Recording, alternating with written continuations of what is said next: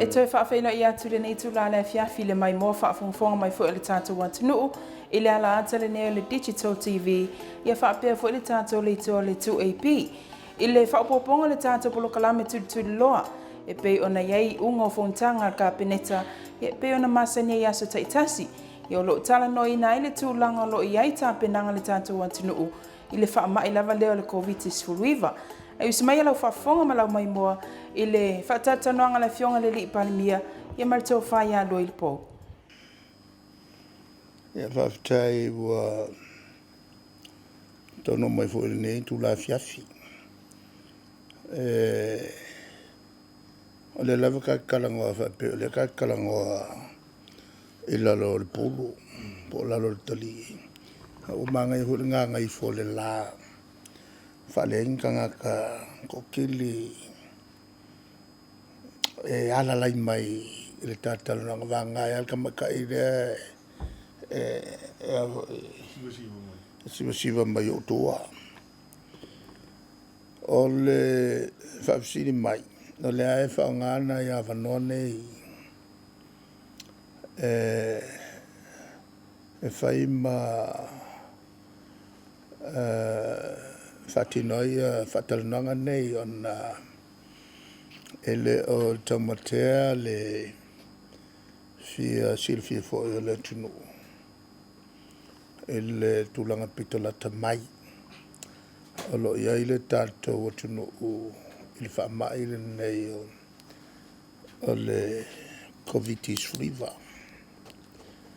o le wo whaangale le ngofa ngofia o COVID-19 I lo le tautau atu o le ngotele o le coronavirus ki umi leo umi koe whenka ale la kāru le ngoa whengofie o le COVID-19 po le COVID lava le whapopu le COVID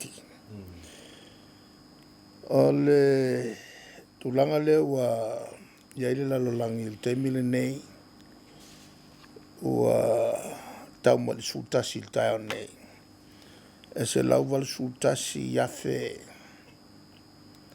iwa se lau totitia se lau iwa sulu afe tangata o Amerika lato waafia ele mai ea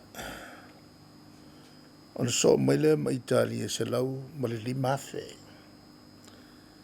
se pania iwa sulfa afe ia ma le atunu o na amata mai o saina o le lave le wale sultasi afe na o nai whaingu mela na wāl whaafonga mai al tātua tunu.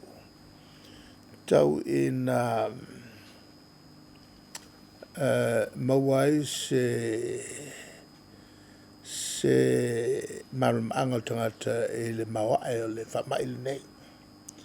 O le mafuanga u whatino, vave whatino e tātou fo isa. Australia ia ua whawheli masalau. New Zealand ona salau whasulfitu au mamai. Ia, al whapupunga na e o fo kai ao. O suifo. Salo e lua tuna nei ia le isi whainu mela pitola tamai no le mele ia il sota ingo le lalolangi. Ua whaingofia ona maua sa moa mea o tutupu I so stuli manua lalolangi. Talua ia tātou sota inga telewe vave. Ia makakulenga fu ia sau lalo le sami. Le la ua whaingofia ai ona tātou le tūlanga so se mea e tupu I so se vaipanoa lalolangi. Mau e tātou. Ia mapu e fo I kelfongi. O le tūlanga matautia le na o le ua iai le lalolangi I le so. O le tūlanga la e si o tātou tunu. Ia o le tana fifia pe ona mātou tala no whaasamsama noai ma le komiti.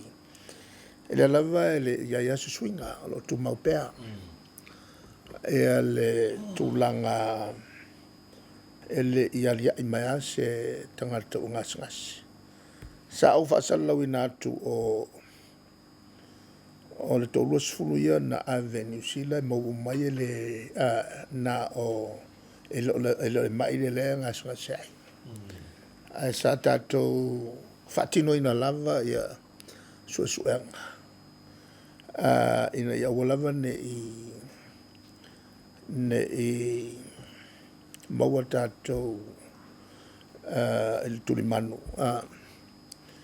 Ai e tau tātou tāpenapena. Mai alta le tāpenapenanga. Vanganaila le teimi lea ua tāpuni ai valele. E la ia le si vanga lea sa avatu e to ono i lato masalumia. Ia ana lato wai sa malanga mai New Zealand. E la malta mata i to tasi fo le to fitu ai. Ia sa ia alpo polenga e pe tawali ali mai. Alo tong fitia pe lato ele tūlanga fo le vavaia. Mai tamal te mene foringa mai ele aise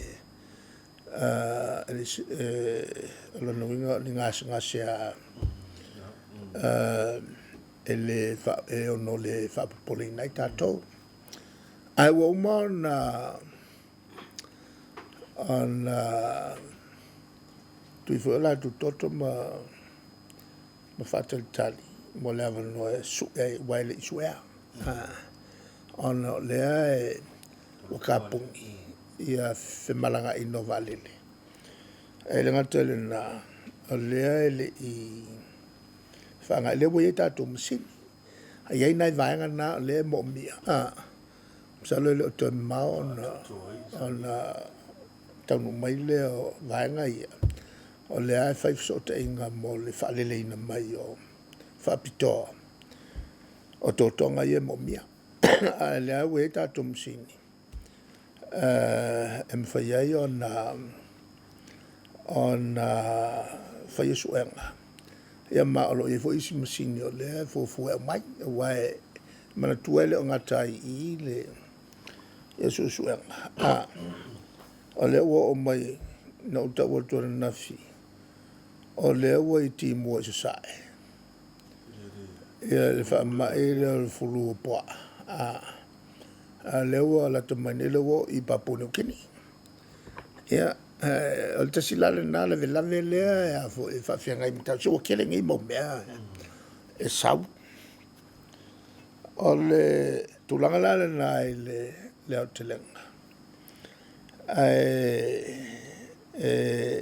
O le sfraile to e faiele si fontanga al capeneta. A fai fo ia mo me ka ia on to mo me pa ia se tulanga te tawai se tulanga fa vave ona fai lo feeling la suale fai ia se fai ngo mau tu mole ona to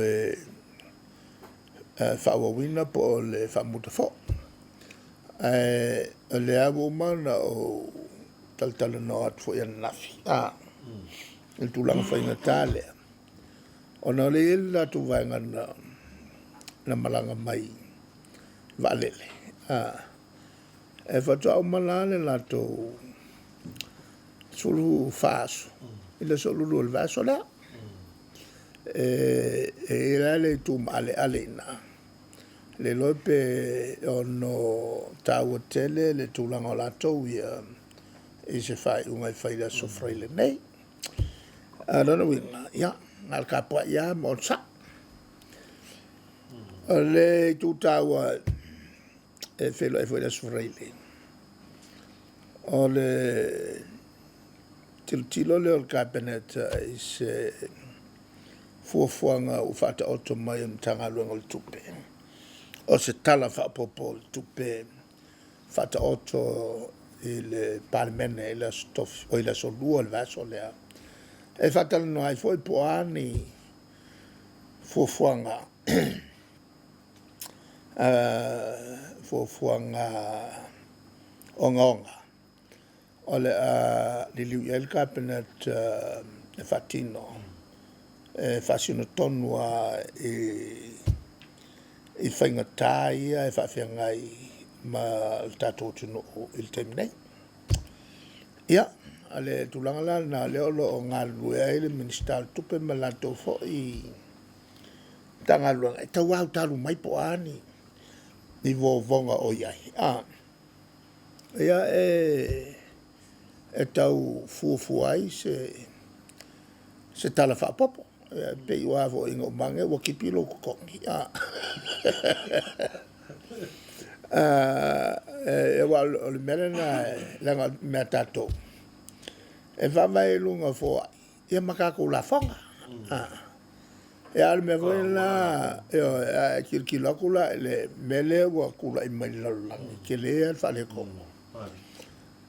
Lona winga wa kipi i lalo ia alo la umai tutonu e mawele tiute o le sinala tu pel malo. E le ngate le na lona winga le amakua pa ua kupe maua a business e maua maile la fonga al tato malo. E le ngate le na o le mele ua a whaingai le tina ele o tangata si mai mo mai. Sa mawai tupe fo i al to telo le whainga luanga e vanga i o mtanga luanga po whala po tonga tangata si mai mo mai. E mo mawai fo kupel malo i le woki ako ngā mea. Ala no wenga la o le mkwapa o le mele la i tato. Ale tulanga la le na wa faina le ngate na faina tupe mawal malo faina ia la fa business Ka tulanga foreign research ale tu fainga tala na wa mana tua ai vai ku fafo la le o wale ngalwa we wan ka pungi pungi ngai mo mai ai tupe la fo mai e mo waya tato tunga tupe whanganga mo o kai ngolo. Ia le ngate nā tā whio tunga tāsia si mai mo mai awa nai mo mai e se le ni te unga tupe aisi malo wa tupe nā tātou te whangai whakamai olo mai whafo a whia fo e ma olo e avena tu whafo tātou ia manto hoi la e lua te unga tupe tāwala tunu unei matunu uma. O te unga tupe o sele tupe al towo tunu kakukala. Whakingo ai ia ngalua ngal malo. Malvanga lua. O te unga tupe whanganga mo o kainga mainga i o lo mai whafo. E lua la ke unga kupe tau ona le tulanga iai. Al temnela tu se ono masina tatu palengi de yai. Em fayang fa awawa. Kusapele ko mo mai se afo is. Pe le ayangi olo ko vi fa fo lenkulis. Ayo nga masinga ele la auto le ya tatu fo fo nga ma. Makua i kongwale nga fa le kongwale malo kalwai. Malo le nga pa uloa e kula malo le chapipi kwa hoki ai il mele kupe fanganga mo fatawinga ma fuanga vola na tu le melo finga malo le nei on fatu lola e le faltupe tu tonu la tunga lunga le ia fa mautu le lei ia le lei te unga tupe mo le o kai no lo ia wan ia se fale to ia le fale nga le me ia va lo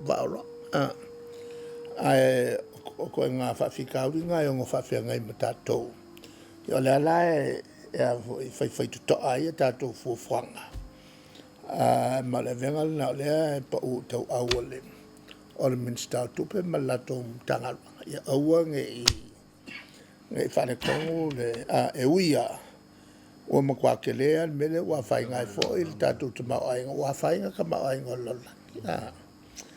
Ale i tūlana o lea e tātou te o kaku wangea i fo i makanga fo i whalapo tonga tau tūpeo lalani. Ia e ona tūlanga fo i la lea i le whaiwhai te toa ma le lea tātou whainga whaavai tau tupe. Ia lala fo lana e te tala mai e pia whai te toa. Ia e whapena fo i mamalo whainga paanga Samoa. Langa o ia le mele o pulenga tau tupe.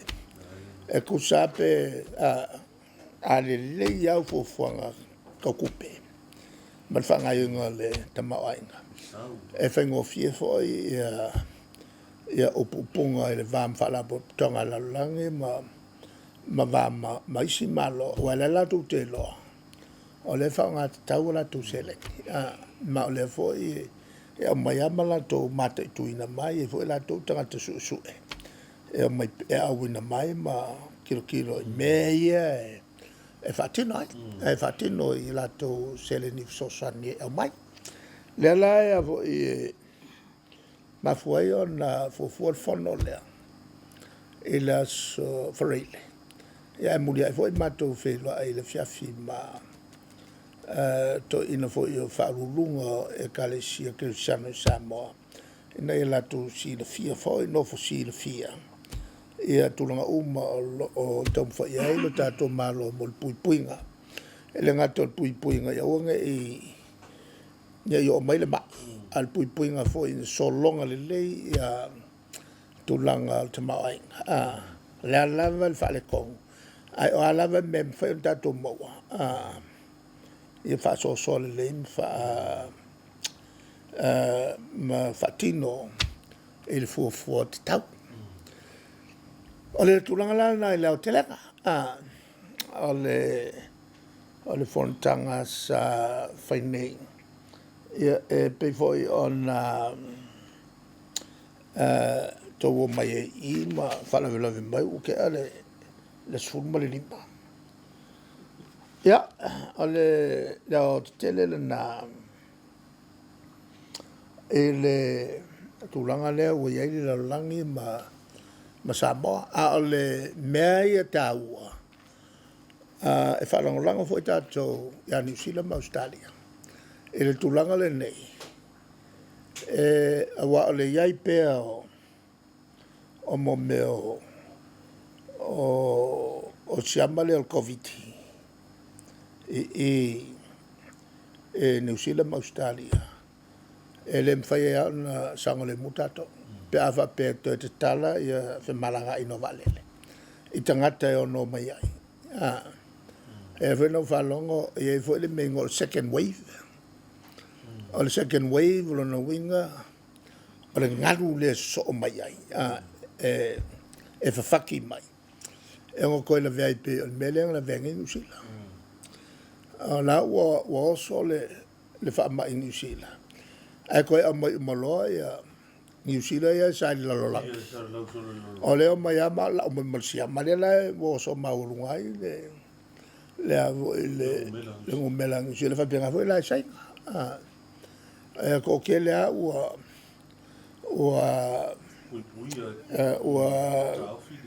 kaofia le siapa. Ia e loku lo second wave lea. O ka sainga ua lewe nga fio aku kong.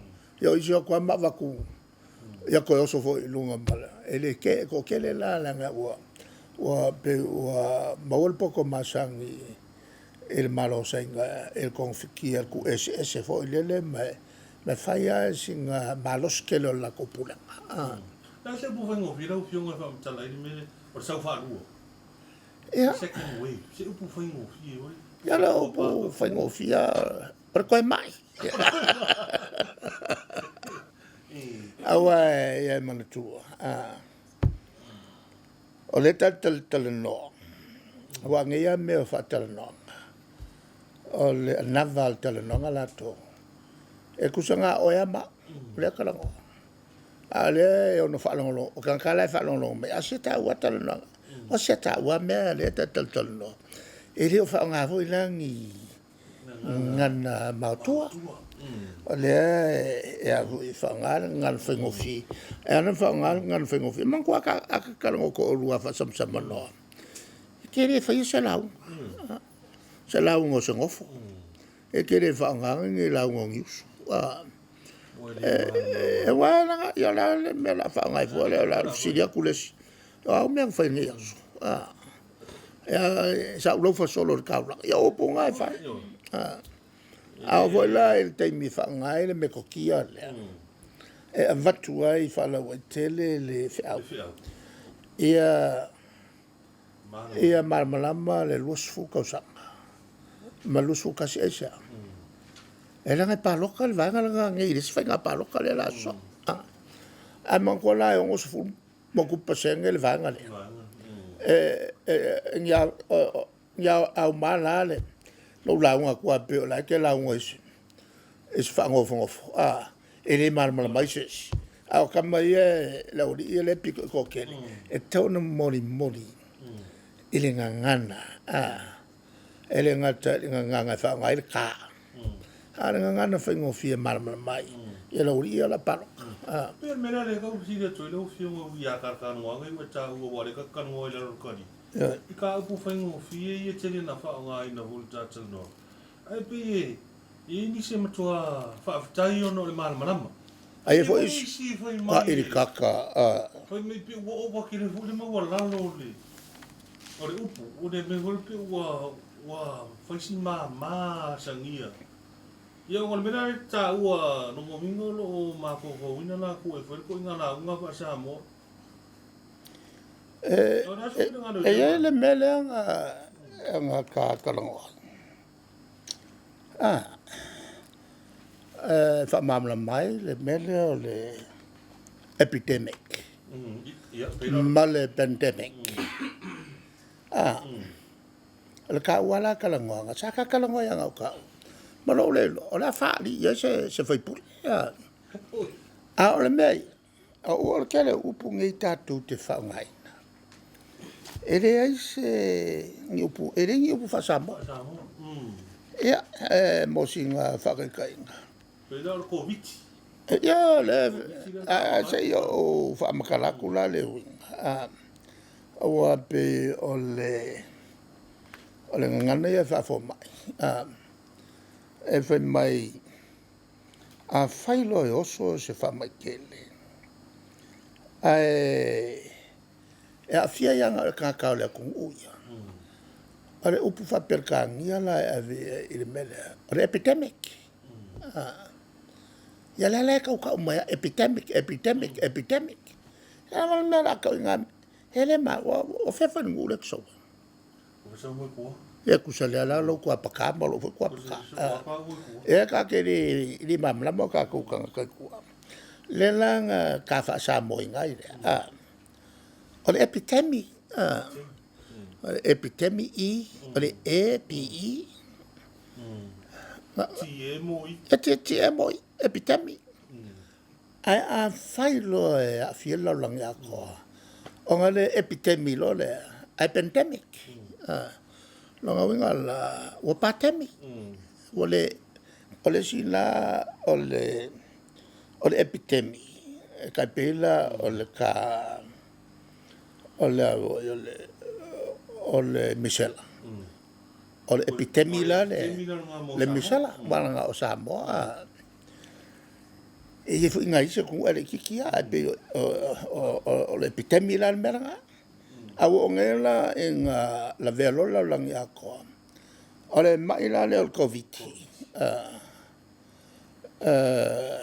al melanga ngol patemi e man kwala ale folo el patemi ia ko temi lo cosa vuoi che lei la kwa kile ole la ko temi ia ko temi la ia man kwala le me vole nga fail ka kala ile shasu lenga la pa uer ka male si lo moku vala vai le kamanga la tiko i fo le kola nga le so le tiko longa winga aluaku po le pa'u aku. A le temi la. O le whasamona ngā o le upu whapelkangia afa. Afa. Aku ako la le mele. Ronga winga wai aru wha afa. E wale ato ta. Le na wai no wai le si upu le ngā whekala Yesu e. Le sau I kusi fo le. Ke lor kusi. Lava le kusi muli a le kusi pai. Le whalinga. Le ngā oki ai lo makua. Sue me le whalinga. Sue me le kekiki. A lea. E wako lo makua. Vai, sai lo man whalinga. A wai ngā whawhai makua I kuat whalinga. A le opulal ngāre ni. E mol tangata fo le wale vevela. Le mariri. Ai afa. Afa loa, e ngase loa. Ke lola me kupu ngase. Ia o ngā e la velo, le me fo le. O la pua. Le mela ngā kupu ka e la velo ko temi. Le fofo, le maulose fofo, le patemi. Ia o ko temi lo. O le o kwal fale ko. O le winga la na le fa nga upui. E tau deliver le. Ia a fa mai so ongi upu lau vale. Ni upu lau vale le alu male alu fa afa. Ele ongi upu lau. E fa pengane me kupu I le. E le kama uri vo le songi. Awa makua vo songi. E fa afa I upu ka vo yo le usolomo. E kaula Yesu o leso. E ai la o fai finga o fai mai lo le si kia kongo songi. Fa mole fai lemo fai mai ai leso. O le tulanga la nai te le upune tātou tala no ai. Kaipe o le Kerusiano. Le se upo kako Kerusiano. Christian. Lo fa perkangi el Christian. Faliu lo kako le si vaenga o le Kerusiano e faliu le si vaenga o le Cristiano.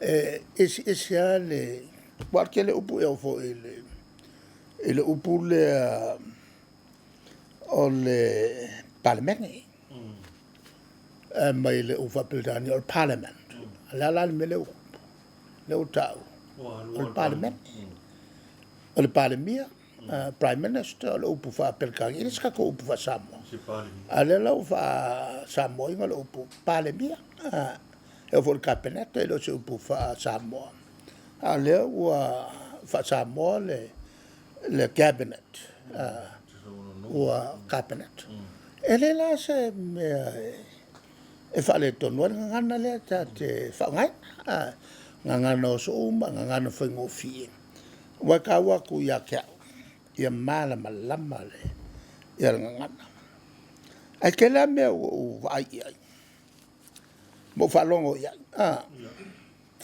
el ma ko malanga ngalu eso vai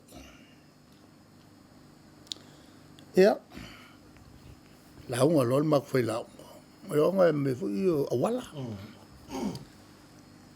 ya la la un ma sang lo ma ko mai ile singu ule la so ya mo fa kule fakari vai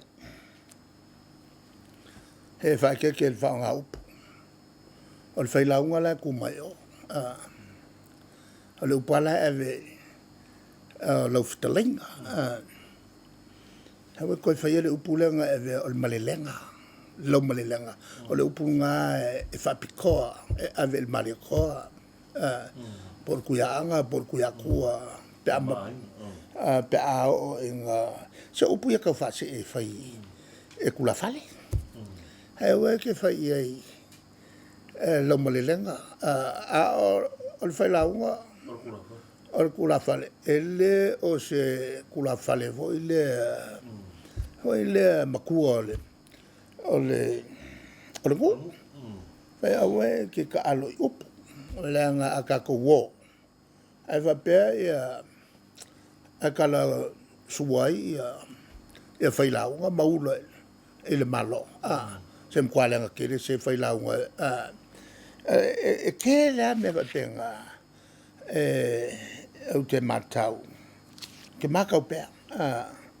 E mei o le ngangana. O le ngangana lea e whaonga. E vo isi. Ale nganga le refa ba isi e whaonga. Le nganga makua. Le nganga le makua ba isi marelenga le tsawa. Ale o se se? E se. Ao isi o whailaunga makukua. E wala le si o ke whalonga so a le siri. Launga kongo le moka. A umal tatou le tatou lotu le nei le kufu le whainga le palmene. O man whaine le tatou te li whalalo tatou te tau sami whata seon tatou tapiai i lau fionga wala watu lau fionga i lau malu le malo a fio sufo itou a fio o le Famson City ala la tai o tou Minster. Ya. Whangonga ia le wa le ala kai. E whapiko kong wa kula whale. A ona in whakulanga upu. Ia ia le whasolonga upu. Voi le e sa wai nunga se ka wai. E upu e wheki wha e solo ai. Ia isi koko ele o malamalama. Ia ka kei loko whanonga kure skai. Ia. O taua ne o toyu taia. A ole toyu taia. O se Maria kere mele kupu mo meo o le whalonga o le whailaunga. E le whailaunga. O ngā visi sea iale. Ai aku mai nge runga markau loko o se plea o kamifoi a makua se sea o le kele upu. E o e le tūlanga vo le ka whalonga ku isi kaimi. Sia fai pule o le pale. Le kako kaya o ngari ngorua. Pa i o le kako kaya o ngari ngorua. Au kiki loko. O le whaka kasa fuku. O le kaya o ngari ngorua le wari liu le kaya. E whaka whanga le upu ngai ngā ua kasa fururuanga i kua. O le ke e whakongi e solo aisi. E o ngoa ma le iloa. E le o le kaimira, le ser kaimira. E whaongai lo. E o fo isi fongo. Mo mea ka ke whaarua ia. Halu le whakau. Ma lo le whailaunga, e launga mai. E lo launga mai le po o launga. E loma. Ia po le li fo e ngofo le mkwakala. A launga mai e kaulanga ngofo le po mkwakala. E ia kue launga mai le pepe. Ole kele ale mele e avo e vale kongo. Ele mele ole makai.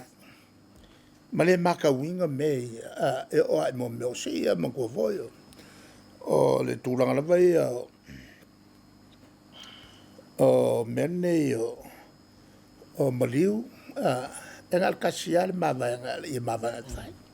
E vai wokil ko inga. E ngai le i o le mawanga. Ele ainga o lomkua. E langa whai le melenga. Ele anga o kenge aia po ainga. O kenge la kawala me e whai o le langa whala langa i konga. O la tuwala sa wiko. O ka malolo ia. Me masani ai kako. O la kawanga me o le o sali le popo. E makokoka. E ngā mai leo whakau make ki mau mai kupe o kupe la le a ingol tam. A ingol kenge o kong. E a whaila wokil ko inga e whaila a ingol finge le iol mawanga. Wa umal mawanga. A oki la le lo makua. ele koe whaia la se io se mawanga. Awa le mea nga wo ma whai. Le whara vela. Se upua isi whai la ngole o se a koe le mea. E le ai se tua oi o mea le lei. Anga whai se e role o mea. Ea ma ngungu a koe ko au. E le vaenga lea e makawha pea o sao lea. Me se la ke le o lenga nuu le whaingi. O lea o kongo whale aonga. Lea o kongo whale aonga. Au ka miki ngai le o kua. E anga whapea le o lea o le. O le ka miki ki. Le upu whalolo le pua. O le mangwhaka. Ma le me kua ola. Whapea lea. O lea kukusa. E se wha. Le si mea o awai. Ia whalofola mai loa ia whalolo. Ia li whaloa le se ri ngā masalo ska mai i whakaaro aku i whakaapasi aku professor mo mea o ngana Samoa. Ia loa ku la whalofola loa le poake lea lea. Ia o ia whai me kua loa ia punga mai malko inga vai ke ko sola le mea ole upo ave le paola al mang fakai o falo le ave le mang o fa e ke le ala mau me o ke makawa se mengi o kanga kai makau al makwale ro fa ngar ke le anga ole tulanga fo le le vanga ia sa onga i me whalongo. Al whalongo longo i le laungale sing sa wale a se se ia. E on sa wale a se se. Pe vo i le laungale skoi. Ia. O le ua umangenga whalala o kalal kupe. Sa kumaila le kuangai. E a kuarai ve mai. Ia whamalo atu. Mo opole al tupo se epa e te whaia pe o e mere le mai man malo me silsili mai man malo o ka kua e le o se epa e anga upunga o e man kua wharinga ka anga upunga upo sauro ia tavi e anga e sa le kere lau le kere lau ia e siau kuspeia. O le tulanga na le ta o le tatala nanga i le o ni whainga launga me o ia launga e ngā ka ua le ka kalango i lalo le puku. Mi se lau le lave le te tā ua nei le. Koe mo ia. Anga ka o ngai koe ngā maa kua le anongo inga le i roko le ana le. Te whai o lau le maa malama ia. Teina nea hui o fionga wa awa pera ke la i saa ngome fua pia. E mua mula ne maa malama ka kango. E sidi enga le maa malama le. Vaenga le i lave. Le vaenga le ngā le e kau su e solo mingi a vangoa e po aka me ia ka kalango ai. E maa no waftai a tonua. Telefoni sao ta ua tanoa. Ia me se la ua ta ua whaingo fia ngana. E ua te manatu e wha mo i fo i te le maa malama ngana mautua. Ia pe isi vaenga le u fio. O te manatu le pauri vaenga le tari me le tuku pe toi wha popo le tatu sa. Ia pe ta pe... O le melana e whato a Moltonu la so Farili. Ia mau nei mea. O le tāua i o le sila o le atunu. TV tala ia mai fafo. On o tātou lea e le yo mai ai le whama. E uia le tātou te masau salo. Whawai umaka ko mele le mokong. E le tūlanga po wo mai. E le anga e kaka ia e whatani pēr. Le mafu anga e lai on whanofo e sea. O le tūlanga whainga tālala. E lea e le o mautinoa e tātou. ava pe fai se iunga ia olonga winga kaunga o ku la so lulu la so le eu koe fa makankanga ngangi si mea a te minei kako onsa langa e mafakele mele kula i mai fafo ale nga ngai mea se e avo i kako kele i lo po le wala le kua ia e fa mama il si manga malolola ia mangkua kalungenga ngale koe fio in valele mangi va ke kele kau songa fio solo langa mawa kele fa ngal va ngal mo swau mafia le avo il si manga kele le kasa o ngale ka milo ia ma o pu ngai male afu le ufia ile ia le vang mungimo e kau fio fiai le malosio le la mai le faingo kanga ka le malosio le avela le ro po kasi le a wala le ko e fo ai le kele e se inga le lalangi il kele o swing o kau le o kupu ma le mele fa malu mai ele ongo liu sua vai o isa uma manga e lo lunga le suakai ma mango ko i foi le manga sau ia ka ko ngu uma ma kelo vai ngo moku ia ku laka ele sami ele no por kasi le wala o si le mai le nga al fe koko ai mele fai kai au le fai la ko ki me sia kai yo malo ki kele pawal mele ma ia sang susungu pe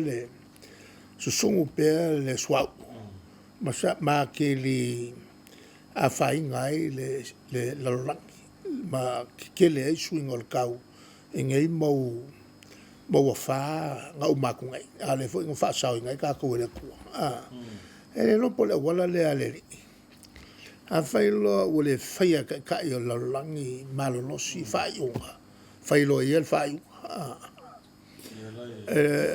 ya le la o nga sawa le melanga le vangi mungi onga o le ko fio ingi vale le ko fio ingi va ke la ka ia mal mele le lava el malo longa o el malo longa al malo longa ko e ola ia se uno el kingo ako al mele nga lue ya vai el tino el trata ma stress ma va venga ma le ako ko ai le soifua fia e le maka ngo fia o si manga fai le kua kako ki ola fia e ka ki ngofo pea ma vai o makule me so mai le me le no pea ma wa ngai fo i se pea sao ka ko ma le fo i swine flu ya e oso mai fo se si me o ngai fa longo ile ka vale lo mo ko kuilo ng PLF a PLF ingi yo e ali folo ile insingia la ko ngolo fo o insingia masangia aina nga e oso nga mo ruai la lo ka vale swa lo o fu kankeri e oso mai fafo o palpala o insingia e la se si lo mo ku lo mo ku sa fa mai la fil ka vale po la mele o fale ko e nga mo ro kwa kama mai kwa fale ko wal swine le fil ka vale e me lo mo ku e ke o fo ya ke nga fa ka mai fo le swine il va ya sol la le ko le nga mai nga swine al ka vale ale mai se mea ka uai le upula ala le mang ka fa kek al mele ku pungai o le fio ka usami le po ele la wa nga yo ya il ka ko fiso fa ka el fulu po ale sa ka ofi uma po mai I asi au ko mai se a wa mai le la wa fu masin kele o mai se mai se ke makako po pele o volevanga pele ye fo ngi me va penga ya e kalusia yo o mai ngi me ai ole pua ala le so le ola le upuro le swine le aver ka vale ya ole fa punga nga ale au insi ole kele ka ku insi ya fa penga nga e fi insi ya mo lo la lo ka vale fa swa o malo o foi kankeri ponga me fa fo insi ya ka vale ya kele la nga me ya ku punga avakula ka vale le insi ya ka vale avakule le ai o mai wale anga fo le swai no le afil ka vale lo viu ele se foto anga fo le o le to ina me ngai pui nga foi tonu ai e wa le sidanga le fo ma kari sua ma ngai me fo le sanga na e maro sortino la so ko fa no ma pe sa le ai yo vai fo o vai o ke fai ko ele ya se vai fale ko o vai nga ke ola la nga ele nga menga le ale fe mai so ya kala inga forma kal kon ke li forma ka sami e mo me kapis o ko kama o mo me pi lo pele lu au ka fio song fa lo lokele pawanga me ke le mai ko nga so nyaku ye fa popo e ma se mo le silo mokua jolo mokua o yes ko la fumo pele la ya o amole saveu yole e viviro ya o que der campai ba ele o so le kamaka ku fu ho o saveu o mkwalo lo e ke lo mengo saveu le more no mi ela o vai ku nei la se lo fumo ya sola e kwa ke le sa ale mola nga le yole ko ikia le ni fulu e ke ye lo so la fu yole ke le ko fi ai mo ale mela e pa wale a wingo le mo iko ko ba ko inga mo ba pe ale kulanga ile la lolangi le we kamin kwa ke le al swinga makul fa mai ngai ale elka con makul fa mai wo sui a ko la sui ko nga la ese ko nga kampangi pising se fa ma pising se on fa ele lifa ku mo meo of sokainga me ka of sokainga ma ale wale le mangi e ka ke ngo o mele lo langi le ko fa nga o nga fa mai fale nga fa ya o nga pela mele we ele pui nga mai fa ma ma le kulanga vo le pisingisi ala lo me fa ka nga ngo fo am tai ke di va ku ele ko mai fa ka o le menga le wa ya mo mai le menga ai sui a ko le ko nga la langi la ka ko ya o foi la ka ko ma ku le menga ai va ya ku ka o makua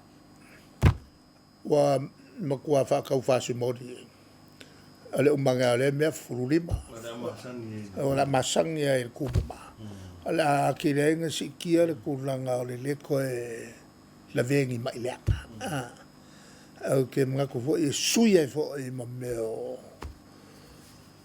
o ko nga kausami le koe soonga kausami. Ale a fua fo e o foi lai ka kokuma. Ka kokuma nga foi le o sui ako. Fa pera foi le kupai o fai fiao. E vai e le uka ko longele ko fenka keren ko foi kua. Le uka ko lo le me oso mai e fa mai ma me kupu. Ko kupu fo. E o ko kupu fo. Yo le winga nga ka wo me o me kupu so fu. E lo langa sui ako ai. O ka ko nga yo inga umala ye fa ka mi ngi. E ka penga ai le ko mo ngi swing kele kula mai lunga. Ya nga fo mengi kupu. Le ka ko kilo ku ai. Wa makai o nga fa nga solo ma fo fonga. E le nga ya ku lu mga inga au nge kula mai swing. Ale ka ko fo. Kasi ne ba nga lewa ta ora fio mo tu nga le wa wa lu ngo. Kule no fo merto me tilo na inga mo. Vai vai lá foi pesseleng sa. Ele foi pesseleng o que kilo que. Ai pesse mai lo nu. Lá pesse mai kan ka yero fa. Ale wa fe so kai a ko internet. Ana pesse mai lo vai fa lo ko. Orm ko foi pesse. Longa winga ko mai foi pesse fa penga.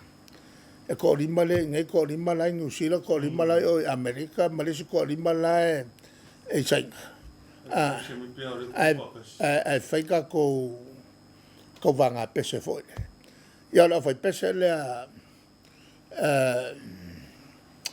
ai vo yo so no e ang sa rola ang alpa wala le me ka kilo ku e linka ang screen le sa waya ka mapipese mai ya mai vai ako le la pese mai o Hawaii o le ke la pese mai o LA o le si la pese mai tani a saul pese e pe ya la ku no le vo le ka pese ma ba kai mi aku le manga yo o le fa nga o masingi fa ge o wa se lo langa le ka ku ki mana akele swinga ele kaimi uma koi ya fa mainge o se fa poponga le na tata polo kalame tu loe pe ona e fa fonga mai le nei tu la na fiafi me se fo ile mai moanga le tata atunu ile ala antele nei le digital TV e mo le taimi nei to fa saifua